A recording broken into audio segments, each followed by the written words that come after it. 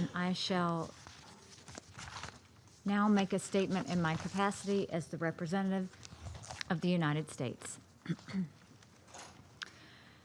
Thank you, Undersecretary General Lacroix and Ms. Blakemore, for your briefings and for your commitment to UN peacekeeping reform. In a speech to the UN General Assembly in 2004, President George W. Bush pointed out something important that the founding ideas of the United Nations and the United States have in common. He said, quote, "Recognize a moral law that stands above men and nations, which must be defended and enforced by men and nations." Of all the activities the UN engages in, peacekeeping embodies this founding ideal the most. We ask our peacekeepers to go into dangerous situations and put themselves in between warring parties. We ask them to be brave and impartial, and above all, to protect some of the most vulnerable people in the world. We ask this all in the name of peace. But in the end, our peacekeepers are just men and women. They are human beings, and although our ideals are perfect and eternal, human beings are imperfect and fallen. Our peacekeepers do much that is good. UN peacekeepers were instrumental in Côte d'Ivoire's transition from civil war to peace. Now Côte d'Ivoire is paying it forward as an important new peacekeeping force for others. In Sierra Leone, our peacekeepers helped secure peace after a civil war of unspeakable violence. In the Congo, MONUSCO peacekeepers are enabling a response to the Ebola outbreak and standing ready to provide logistical support to elections in December. And in South Sudan, thousands of civilians are alive today because of protection of civilian sites created and maintained by UN peacekeepers. UNMISS peacekeepers recently partnered with humanitarian organizations to relocate 3,500 internally displaced people, mostly women and children, from a protection of civilian site in Juba to a site in the community where they could reunite with their families. But these success stories are sadly overshadowed by other instances in which peacekeepers fail to live up to the ideals of their mission. In some cases, they are even destructive to our ideals. In instances when even a minority of peacekeepers abuse and exploit the citizens they are supposed to protect, that harm can overshadow the good. We hear far too many stories of civilians who are vulnerable, who put their trust in peacekeepers, and our peacekeepers fail to protect them. Just last week, we were reminded of the horrific events at the Terrain housing compound in Juba in 2016. A South Sudanese court just convicted soldiers loyal to President Kiir, who raped aid workers and killed a journalist. An American was among the women raped. The attack lasted for hours, and during that time, the victims reportedly called UN peacekeepers stationed just a mile away. They begged for help, but no help came. These convictions are a measure of accountability for the men who committed these crimes, if not for the officers who led them. But what about the peacekeepers who failed to intervene? Where is the accountability for them? Peacekeeping is based on trust between the protected and the protectors. The United Nations puts peacekeepers into this position of trust. We, the Security Council, give them this power. We are responsible for what they do with it, not just for the sake of the victims, but for the sake of the mission, the United Nations, and peacekeeping itself. Once that critical trust is gone, no matter how many resources a mission has or how strong its leadership, the mission will fail. Even worse than failures to protect are instances in which civilians have been attacked, abused, and exploited by the peacekeepers who are supposed to protect them.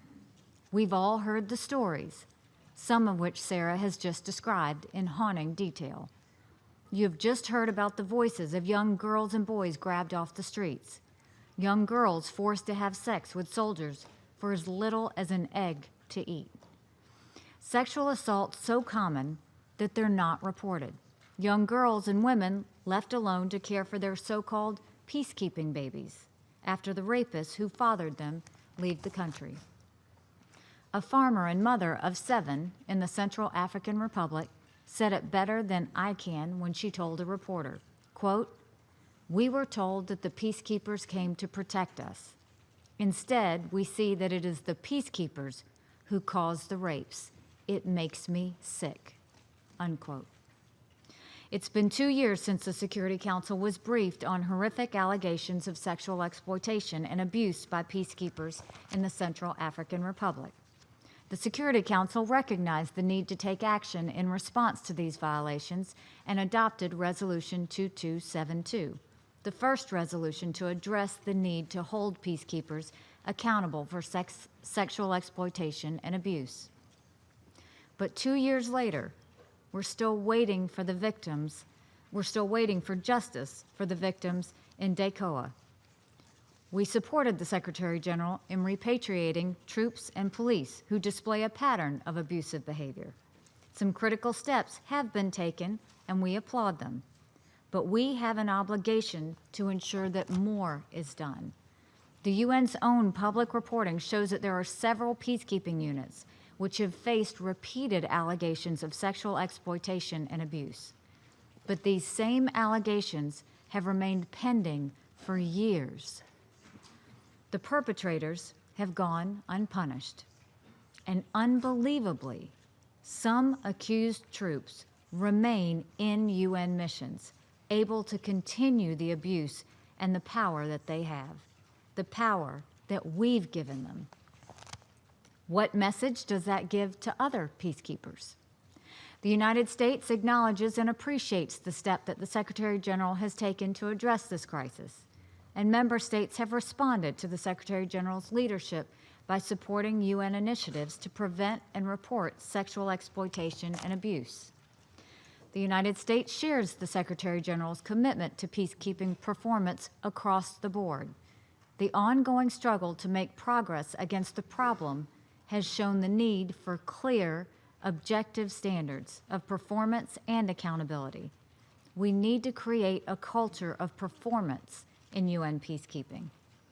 The people, like the mother of 7 I quoted before, deserve to know that when the blue helmets arrive, they are not a threat, but there to perform their duties towards peace and security.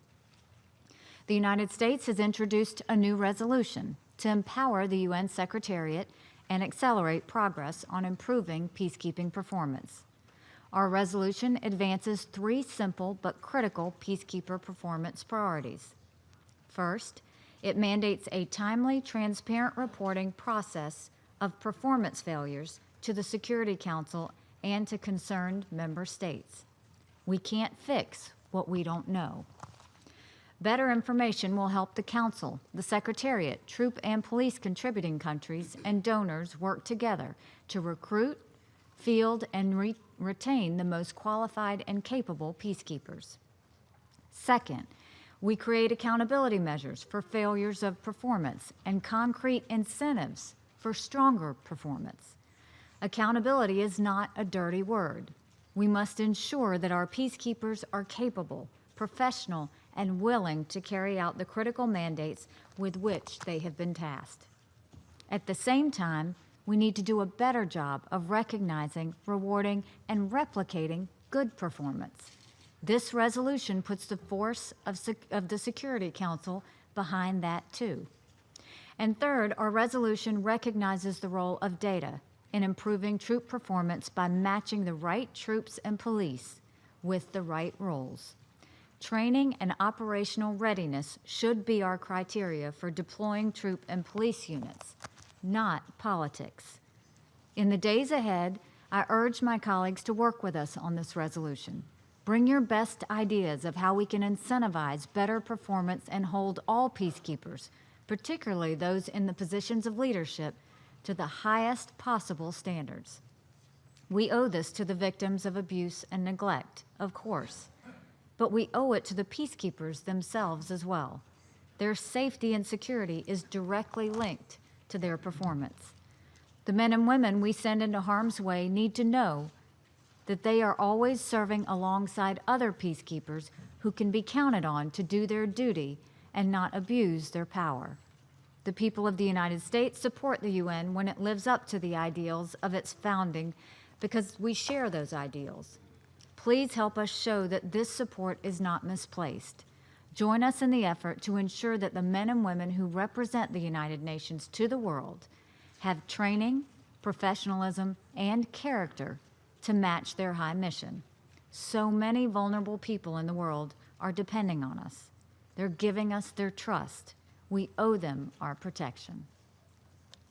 I will now resume my function as President of the Council.